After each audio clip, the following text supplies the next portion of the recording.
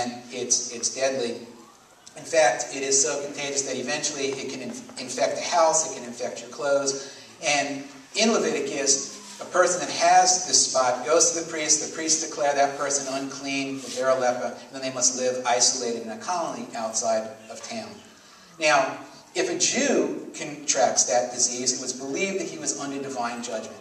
The rabbis, because he's under divine judgment, have no rabbinical cure. There is no cure for that.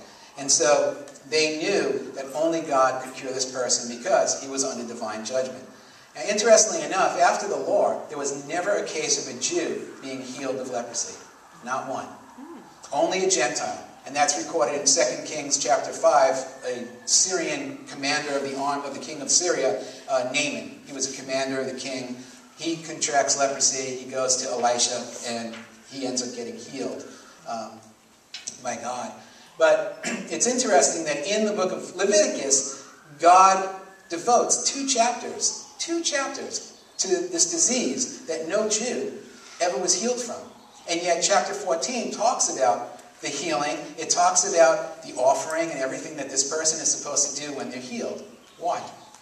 To point the Jew to Messiah.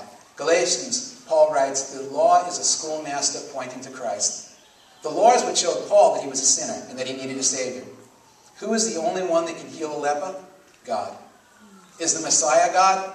Yeah. The Old Testament teaches that. Jesus told the Jews that. But when they tried to put two and two together, they never got one. They never got one. And now Matthew is showing them. See, 2 and 2 is actually 4, but because God is one. Anyway. That was bad. Okay. So, the leper comes to Jesus and he says to him, Lord, if you will, you can make me clean. It's interesting. The leper never questioned Jesus' ability to cure him. Never. He recognized who Jesus was. He just asked Jesus if he was willing. And it's like, Rabbi, holy anointed one of God, are you willing to heal a man under divine judgment, the lowest of the Jews, a leper like me? This man's reference point regarding God and his character was religious leaders, right? We've talked about that. And the religious leaders looked down on this man. They wouldn't want to go anywhere near him. They're figuring this man, number one, to be in the presence of a leper would be to defile yourself. Secondly, we learn in Luke's gospel that this man had full-blown leprosy. In other words, this man was a dead man walking. I mean, extremities were ready to fall. If the wind blew too hard, he would have just crumbled. All right? He probably would have just disintegrated before their eyes. So he was in the latter stages of the disease, and the rabbis would not want to be anywhere near him. Not even close. Right? And this man was an outcast, and the ones that represented God to him wanted nothing to do with him. So with that in mind, despite recognizing who Jesus was, he comes to Jesus and asks Jesus, are you willing? And Jesus responds, I will. Be clean. In John chapter 6, verse 37, Jesus says, all that the Father gives to me will come to me, and whoever comes to me I will never cast out. This man couldn't save himself. He had a disease that was killing him, and the cure had to come from the outside. He needed somebody to save him. He was declared unclean by the law, and needed God's grace to declare him clean. And in Mark chapter 1, verse 41, again going to the parallel account, it says that Jesus was moved with pity. He was moved with pity. And verse 3, looking at our text, it says, and Jesus stretched out his hand and touched him, saying, I will, be clean. And immediately his leprosy was cleansed. So not only was Jesus willing, but he reached out and touched the man. Such an act would defile somebody. I mentioned that, right? Not to mention the risk of contracting the disease himself. This didn't matter to Jesus. It didn't matter at all. What mattered to Jesus was this man and his condition. See, Jesus could have healed him with just a word. And we're going to see that in just a moment, because he goes on to heal the centurion's servant with just a word. But instead, he physically touched this man, this lowly leper, this man that nobody wanted anything to do with. He made the healing intimate and personal. It showed him and all the people around him that he was personally willing to take on their disease and to heal them of it. He wanted to connect with them. And guys, he wants to connect with us. He has connected with most of us, right? We're infected with a disease called sin, and it's killing us. Romans 6:23 tells us, for the wages of sin is death. We can't save ourselves. We couldn't. We needed a cure from the outside.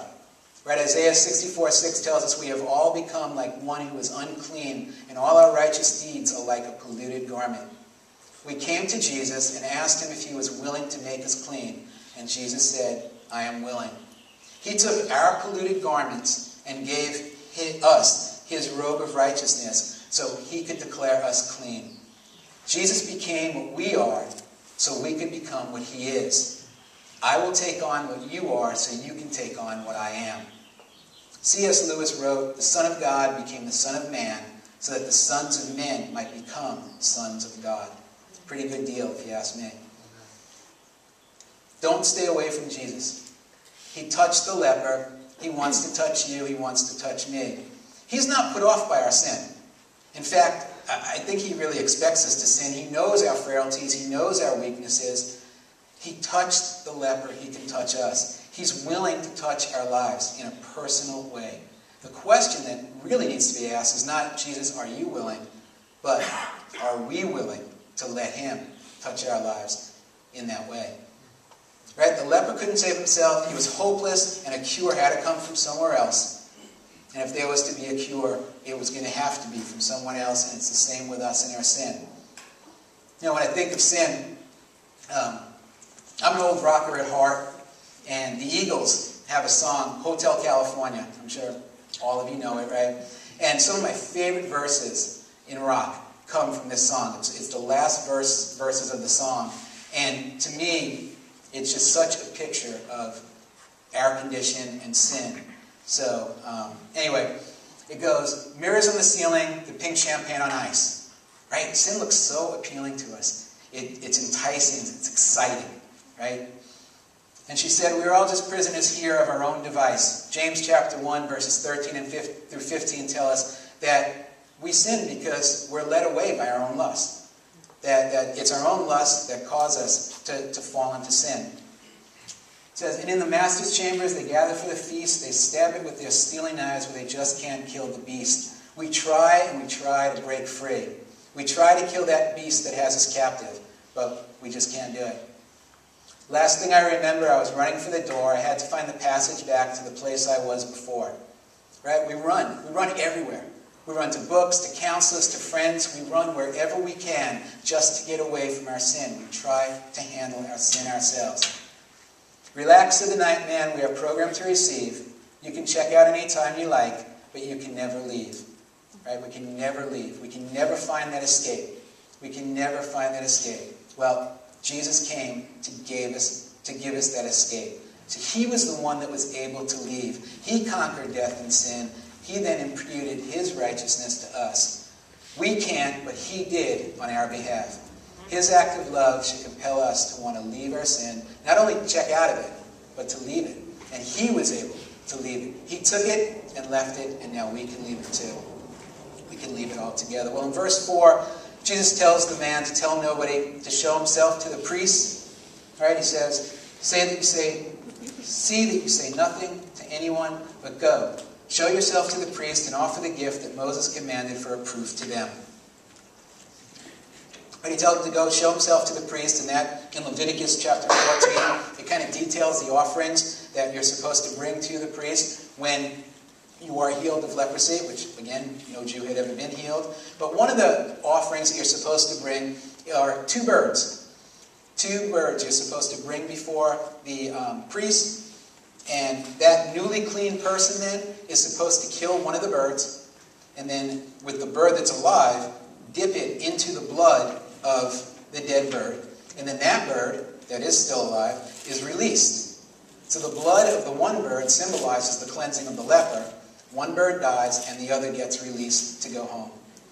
This is a picture of the offering that was made, not by us, but on our behalf. Jesus shed his blood as a sinless man so it could be applied to us and cleanse us of our leprosy, of our sin, in order that we could be released to go home, to our eternal home, heaven.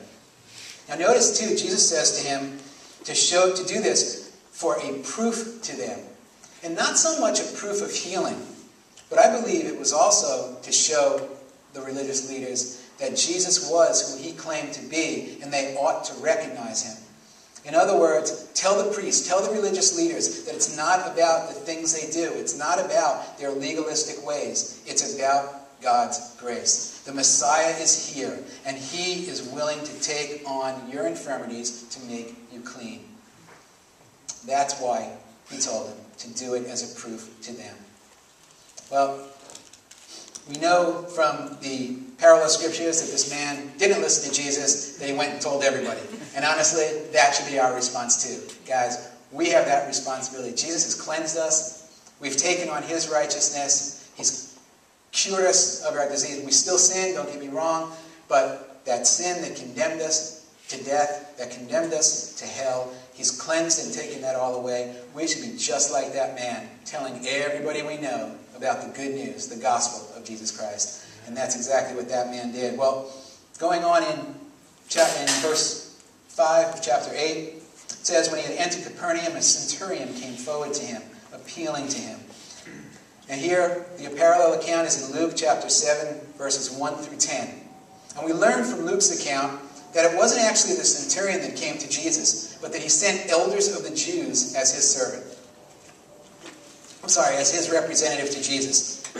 Here, Matthew makes it sound like the centurion actually came to him, but back in those days when you sent somebody as your representative, it was just as good as you going to that person. So Matthew chooses that route. But anyway, we learn a lot from Luke's account. I'm not going to turn there. I'm just going to briefly touch on it. But these men, they come to Jesus and they ask him, they tell him that this man's servant is paralyzed, and will you come to heal him? Now, we learn a lot about this man, the centurion. See, despite being a Gentile, we learn from his representatives that he loved Israel, that he even built a synagogue for them. In fact, these elders were probably members of that synagogue, and they spoke very highly of this Gentile, which, as I mentioned, that was a very rare occurrence, since the Jews looked down upon the Gentiles. I mean, they thought that the only reason why Gentiles existed was to fuel the fires of hell. I mean, that was their idea of Gentiles and why they were even on this earth. So, now, this man wasn't just a Gentile, right? I said he was a centurion, which means he was a Roman soldier. He was a member of the very army that held the Jews captive. A centurion was a commander. He commanded 100 men.